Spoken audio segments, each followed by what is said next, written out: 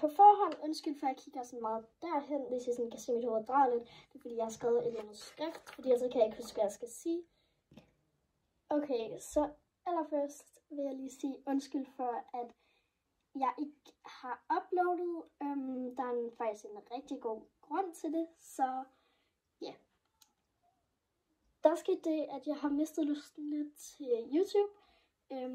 Jeg har virkelig meget fået lysten tilbage til YouTube igen, så jeg vil komme til at poste meget mere. Jeg ved bare ikke, fordi at jeg har ret stort pres på mig, hvis jeg skal redigere en video til hver uge. Jeg ved godt, det lyder lidt dumt, men ja, især her i ferien, fordi jeg rider lidt mere her i ferien, og vi har lavet så meget her i ferien, så har jeg ikke haft så meget tid, så jeg ved ikke, hvornår den her video kommer op, men jeg håber, den kan nå at komme op inden 2024, fordi jeg har en anden video, jeg også rigtig gerne vil have op inden 2024, ellers må den komme op i januar. Så ja, min plan er egentlig bare, at jeg vil sådan lave måske 2 til 3 videoer om måneden.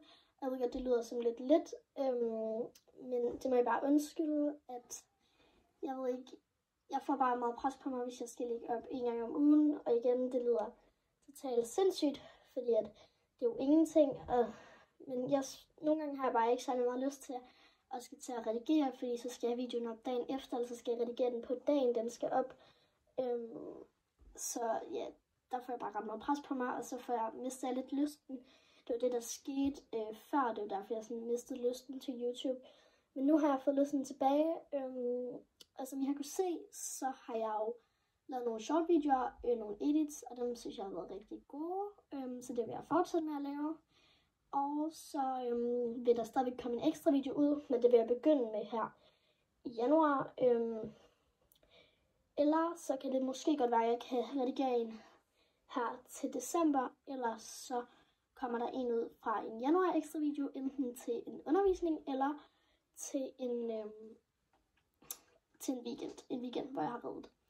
Og det kan godt være, at jeg måske i januar har overvejet måske at købe en undervisning ved Claus, fordi at jeg fik gratis undervisning ved ham, og jeg lærte så meget, og det gjorde Dune også, så jeg kunne godt overveje det igen, men det er til storytime, så det vil jeg snakke videre om senere.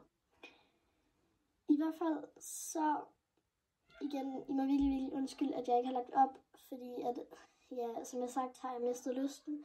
Jeg har virkelig fået den tilbage nu, og jeg vil komme til at uploade. Og hvis I har nogle videoer, I vil have mig til at lave, selvom jeg ved godt, der er ikke særlig mange, der følger med på min kanal. Men hvis der lige er en, der kigger på min kanal, så må jeg meget gerne skrive en videodag nede i kommentaren. Selvom jeg har nogle videoer der, men hvis I har nogle videoer, jeg godt kunne tænke mig, at jeg skulle lave, så må I meget gerne skrive det ned i kommentaren, fordi at jeg vil altid gerne lave det, I gerne vil se. Fordi det er selvfølgelig det, jeg allerhelst vil lave det, som I gerne vil se. Og jeg ved ikke, om jeg måske godt kan lave en hverdagsvlog, fordi jeg skal ud til Dune her i morgen. Det ved jeg ikke, om jeg måske godt kan komme til.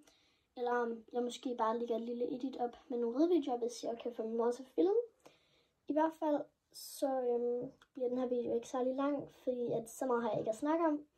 Men jeg tænker bare, at vi vil komme ind i storytime nu.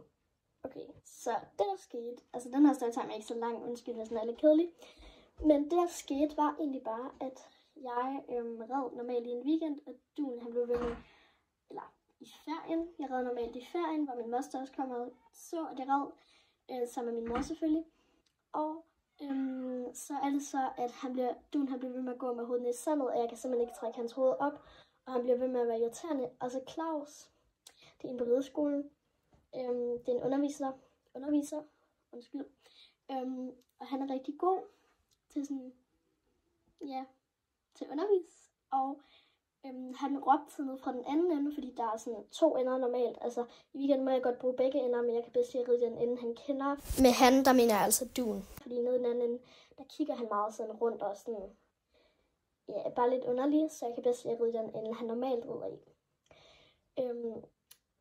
Og så bliver han med at råbe Ida Sofie til mig, og jeg hedder Ida Emilie, så jeg bliver helt forvirret om sådan, er det der til mig, eller... Men så var jeg sådan, okay, det er nok til mig, fordi han siger, at jeg skal rykke hovedet op på ham. Så jeg var sådan, okay. Og så, når han er færdig, han var så i gang med at undervise en anden. da han så var færdig med det, der kom han så ned og underviste mig, og normalt kostede det altså 245 kroner at få en halv times undervisning. Og jeg fik cirka en halv times undervisning, 25 minutters undervisning, helt gratis, fordi han bare kom ned og underviste mig, og det er jeg vildt glad for, fordi han har aldrig tid til noget. Så det er jeg i hvert fald vildt glad for, fordi at han lærte så meget. Næste gang, det var så der jeg red uden sadel, som jeg også har lavet på en måde en edit med, som jeg bare ikke har lagt op endnu. Han var en helt anden hest. Jeg følte ikke, jeg red på duen. Jeg følte, jeg red på en helt anden hest. Altså sådan, jeg var sådan, okay, han gik så godt. Altså sådan, han var sværere at bøje og få til at gå til biden, men han gik bare så godt med hovedet, og sådan, altså, ikke til biden, men han gik ikke og tog hovedet ned. Han trak måske 3 gange på 45 minutter. Jeg plejer ikke at ride mere end 45 minutter på ham, fordi at han bliver meget hurtigt træt. Han er lidt doven. Men jeg er i hvert fald bare sådan super glad for den undervisning. Og så snakkede jeg det med min mor om, at det kunne godt være, at jeg skulle prøve at have nogle flere undervisninger ved ham. Det kunne godt være, at jeg sådan gjorde det en gang hver 3. måned, eller sådan noget. Det kunne godt være, at det kunne blive sådan noget, jeg gjorde, og så gjorde jeg det ligesom for, at duen han kunne lære noget, og jeg samtidig også kunne lære noget, fordi jeg lærte også sindssygt meget. Sådan, han bruger nogle lidt hårde metoder, end jeg måske vil bruge, hvis jeg sådan selv kunne bestemme, hvordan jeg skulle gøre. Altså, det kan jeg også, men ja, duen han skal lige have lidt mere respekt for mig, ellers så går han bare med hovedet ned i sandet, og det duer heller ikke, fordi at så kan jeg ikke komme til at ride ordentligt på ham, fordi han bare går med hovedet ned i sandet og går, som han gerne vil, og sådan, jeg er ved at falde af, hver gang han gør det, og jeg var sådan, jeg havde ikke troet, jeg ville ride uden sadel i 2023, fordi at jeg sådan vidste, at han bare ville tage hovedet ned, og så ville jeg falde af. Jeg havde nemlig sat det som en af mine mål, som er min næste video. At for 2024, jeg skulle prøve at ride en sadel, men den kan jeg så allerede tjekke af her før 2024, fordi at jeg gjorde det her i ferien, fordi min jord, den sprang, eller gik i stykker. Jeg kunne bare høre sådan en lyd, og så lige pludselig hørte han slet ikke efter mig. Så løb han ind i væggen eller muligt. Ej, han løb ikke ind i væggen, men han gad ikke dreje. Og så var jeg sådan, hvad sker der? Der er en eller anden dingerlyd, og jeg troede, det var fra mit landedækken. Men det var det så ikke. Fordi jeg kiggede sådan, jeg vendte mig om, og så var jeg sådan, det er ikke fra landedækkenet. Og så kaldte jeg på min mor, fordi jeg ville faktisk bare have hjælp til, at hun kunne hjælpe mig at tage mit landedækken af, fordi det tør jeg ikke gøre selv endnu, fordi jeg er bange for, at han bare bliver bange. Fordi normalt, når min mor gør det, så sådan, at han sådan lidt, går lidt rundt-agtigt, så jeg tror ikke rigtig gøre det selv. Men jeg kan godt sådan selv spænde den af, men min mor hun sådan hjælper med at tage det af. Men ja, og så lige pludselig kigger jeg ned, og så er han en af hans skjortstropper, de er simpelthen, der er knækket et stykke af. Og sådan, jeg har slet ikke lagt mærke til noget ind i ridehallen, fordi jeg red jo. Men da jeg så skridtede af, der så jeg så, at der lå et stykke på sandet. Eller i sandet, på sandet. Ja, jeg forstår det. Ja. Og så var sådan, mor, stykket ligger lige her. Og så var han sådan, tag det lige med, når det er. Og så mens hun lige samlede en af hans små hømmer op, så tog jeg lige stykket.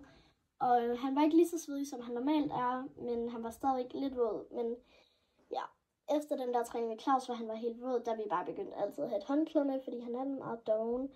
Så hvis du sådan skal have ham til at gå ordentligt, så begynder han at svede rigtig nemt, fordi at han synes, det er meget hårdt. Han er ikke i særlig god form, men det vil jeg selvfølgelig prøve at arbejde på.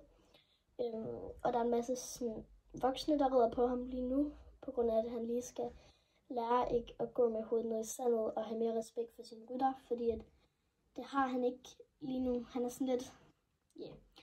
Men altså nu er han sådan en helt anden hest. Så nu glæder jeg mig til at prøve at ride på ham i morgen, og så søndag kommer jeg op bare lige for at strile ham. Og så ugen efter skal jeg også ride 2 gange, fordi at her i ferien skal jeg ride 2 gange om ugen, i stedet for 1 gang om ugen, og så hver anden uge, der rider jeg altså 2 gange. Fordi det er det, man har med kvartpart på min rideskole. Og alpart, der må du så ride 3 gange om ugen, men jeg synes, det er ret langt hop. Og det føler jeg bare ikke så meget for, sådan, at jeg skal ud på rideskolen hver weekend, og så 2 gange om ugen også. Og det vil så nok være tirsdag og torsdag. Min veninde rider godt nok torsdag, men jeg er jo ikke sådan med hende her i vinter, og sådan, ja, jeg ved bare ved mig selv, og sådan, jeg har også brug for at slappe af nogle gange. ja, så det var egentlig bare alt for den her video. Jeg håber, I synes, at det er fedt, at jeg kommer tilbage på YouTube og begynder at lave nogle flere sådan videoer, ikke kun sådan edits og short videoer. Så ja, vi ses. Og lige lille plus, jeg tænker faktisk snart, jeg vil prøve at lave en intro og en outro, hvis det er. Så hej!